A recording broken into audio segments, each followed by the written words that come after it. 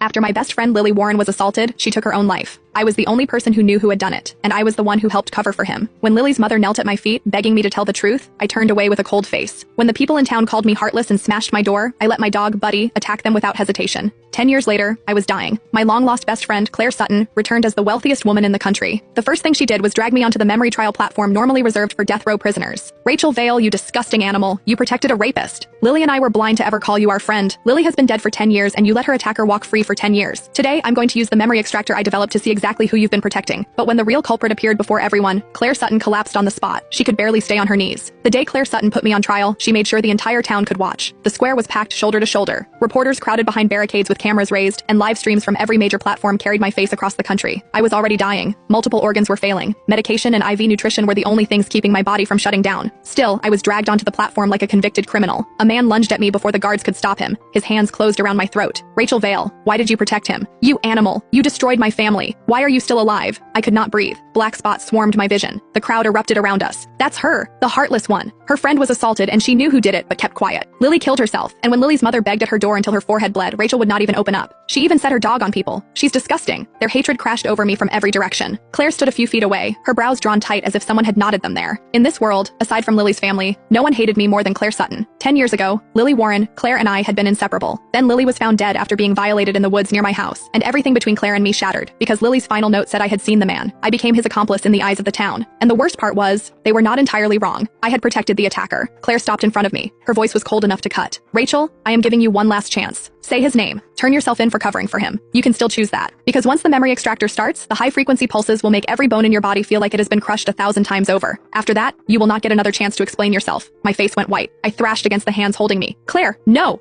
You cannot extract my memories. Claire seized my wrist, her teeth clenched. Now you're afraid? Too bad. I have to get justice for Lily. Tears blurred my vision. Claire, please listen to me. My memories cannot be shown. You will regret this. Claire laughed once, sharp and bitter. Her eyes were bloodshot when she leaned closer. Regret? The thing I regret most is ever calling you my sister. 2 guards forced me into the iron chair. Cold metal cuffs locked around my wrists and ankles. No matter how hard I fought, they held me down. A helmet descended over my head. Needles burst through my scalp all at once, thin and freezing, burrowing into my skull like ice picks. Pain detonated through me. I screamed until my throat tore. My body convulsed so violently the chair rattled beneath me. It felt as if my soul were being ripped out through the top of my head. Even then, the crowd only grew louder. Rotten vegetables and eggs struck the platform. Someone shouted, "Traitor! Parasite! Rot in hell!" Behind me, the giant screen flickered. My memories began to rewind. The first scene appeared before everyone. It was the 3rd day after Lily's death. I was dragged to the front of her memorial, where everyone demanded the attacker's name. They spat on me. They threw stones. Hands clamped around my arms, and someone yanked my hair hard enough to tear it loose. Fists came down from every direction. My face swelled. Blood filled my mouth. Bruises bloomed across my skin. I stumbled away from the memorial with the villagers chasing me. Then came fire. My house. The only